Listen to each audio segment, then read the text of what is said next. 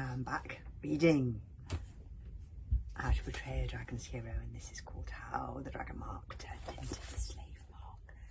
This is a really interesting bit of the story. Once upon a time, said the Wodenspang, I was not the wrinkled little thing that you see before me now. You see, explained the Wodenspang, I am a sea dragon. Hiccup gasped, you? A sea dragon as giganticus maximus? That's silly, squeaked Toothless. You're even smaller than Toothless. How can you possibly be a sea dragon? There are many silly things that turn out to be true, Toothless, said the Wodenspang, smiling. Sea dragons start out small, the Wodenspang continued to Norse, but they grow to immense size, like the fat full moon. And they grow small again. Oh, that's interesting, isn't it? They start out really small and then they go thousands of years. They grow huge, like the dragon Furious, and then they go small again over thousands of years. Sea dragons, yeah.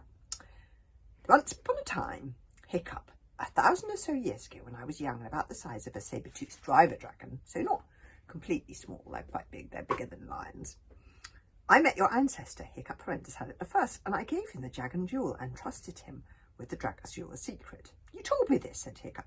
I did, said the Wodenspang. I told you how Hiccup the First used the secret of the jewel to gain power over dragons and train them. But what I did not tell you was that in return for the secret, Hiccup the First put a mark upon himself. He put a mark upon himself on the side of his forehead. It was a mark in the shape of a dragon, made out of his blood and the blood of his dragon brother, my blood. Oh, it's really important, this. The mark was the symbol of a promise that the two of us were brothers, that we thought as one, that we would die for one another. As symbols will. It also became a symbol of the kingdom of the Wild West. All the warriors wore the symbol blazing upon their foreheads, so they were known as the Dragon Riders. The mark was known as the Dragon Mark. The young humans in the cave gasped in amazement. So the mark was originally called the Dragon Mark in the first place, exclaimed Fishlegs. Snotlap was very still, but his eyes were open. He was listening. This is interesting, isn't it? So the dragon mark represents something very different than we thought it did. So Hiccup touched the mark, blazing purple on his forehead. So the first dragon mark, Hiccup whispered, was made out of your blood, Wodenspang. The Wodenspang nodded. For over 1,000 years, it seemed like I had made the right decision to entrust the secret of the jewel to the humans. The kingdom of the Wild West was a place of peace and prosperity in which dragons and humans lived in harmony with each other. The secret was passed down from generation to generation, and its power was not abused. I grew large as a mountainside, so huge and splendid that I had to live in the ocean for a while. Yeah, because the ocean supports larger creatures. You can grow bigger in the ocean because the water supports you. It was a golden age, sighed the Wodenspang. Even as I began to shrink into my old age, many hundreds of years ago, I was still content that I had founded a new dynasty, a dynasty of happiness that would last forever. And then, Hiccup whispered, and then it seemed like I might have made a mistake in trusting the secret of the dragon jewel to the humans after all. You see, not all humans are as good as Hiccup the First. About a century ago, when I had shrunk to the size of a Viking hunting dog, a new king inherited the throne. He was too young, really, about your age. His name was Speedfast, said the Wodenspang. Speedfast was not a bad character as a boy. He was quick of temper, and he had a tendency to bully his inferiors. This is the boy that reminds me so much of Snotlap here. He even looks like him. Like Snotlap, the boy refused to take the dragon mark when he came of age. A king is brother to no man nor dragon, said the boy arrogantly. The dragon shall take the mark to show loyalty to the king, but I shall not take it. Oh dear, I wanted to say it's not that, but this is Speedfast. That was all it took. The mark that had been the symbol of brotherhood between man and dragon became a symbol of enslavement. For where the king went, his followers went too. The boy warrior, the future of their tribe, refused to take the mark, and in time the older generation became ashamed of the tattoo that had been a source of such pride and wore their helmets low upon their foreheads. So they covered up that they had the slave mark. Not the slave mark, the dragon mark. And so it was with everything else. One by one, all the achievements of Hiccup the First were spoilt and ruined. And well, looking back, I do not think that I helped matters, for I did judge Speedfast harshly then and now. I nagged him constantly. Oh, Woodsbank, he's doing his best. Look, there he is.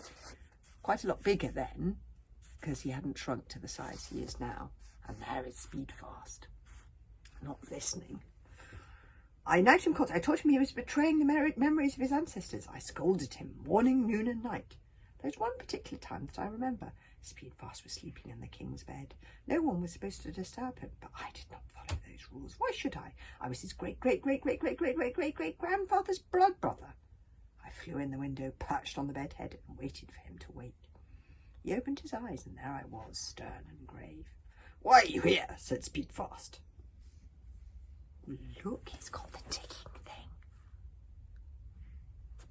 Look at his tattoos, a bit like Snotlout. His handsome face instantly resentful. He spoke in Dragonese, the language he had learnt since boyhood.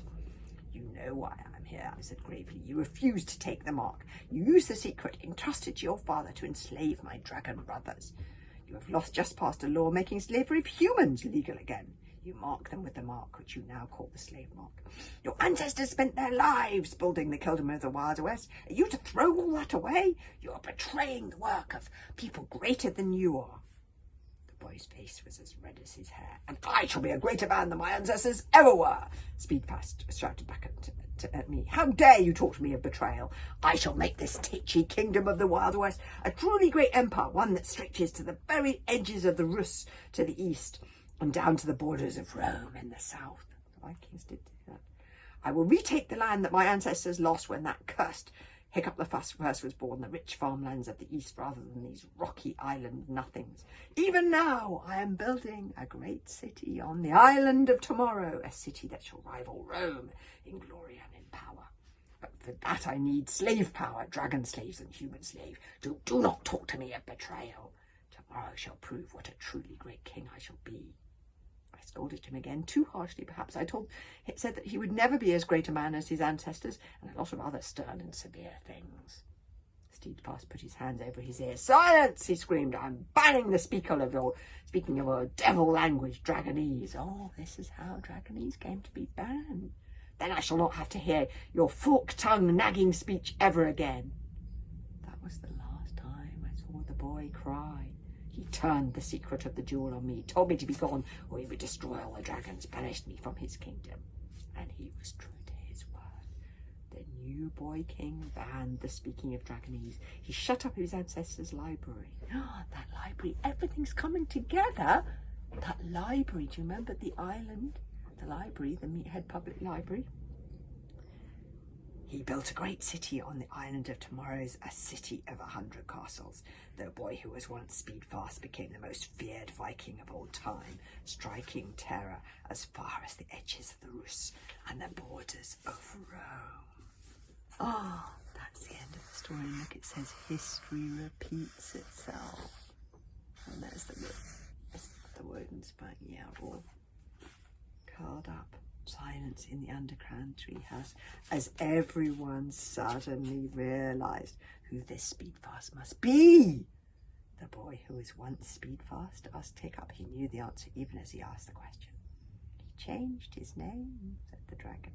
He changed his name to Grimbeard the Ghastly, finished Hiccup. There was a long pause. Hiccup felt slightly sick. Grimbeard the Ghastly. And as is often the way of these things, the gods set out to punish Grimbeard. Grimbeard had his own son, who was a runt, and also called Hiccup, Hiccup the Second. Hiccup learned to love this son, the best of all his children, but was tricked into killing his son because he thought he was stirring up a dragon rebellion against him. It was only then that he realised what a terrible mistake he had made, how it betrayed both his own ancestors and his own son. That was why Grimbeard hid the things. He threw them to all quarters of the archipelago so that only a true hero could find them. A new king must be worthy. He set up a terrible bodyguard of almost superhuman warriors and otherworldly dragons to ensure that only a hero with the 10 lost things can be crowned then king. And these dreadful bodyguards are known as the guardian protectors of tomorrow. Hiccup shivered. I have heard bad things about those guardians. The Wardens finally nodded. Yes, they must be terrible indeed to have guarded tomorrow for so many years.